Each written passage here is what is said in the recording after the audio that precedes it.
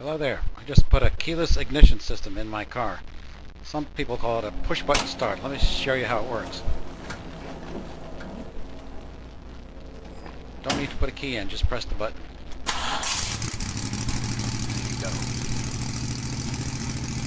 Let's see that again.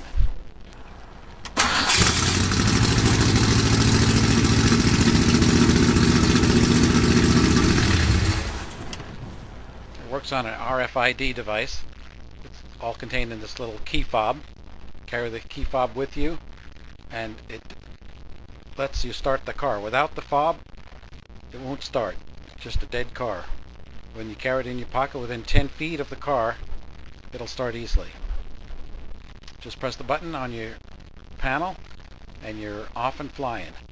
It was easy to install, provides me peace of mind. I know no one can start the car without the fob within 10 feet, and I'm the only one that carries that. So it's looking good, peace of mind, easy to install.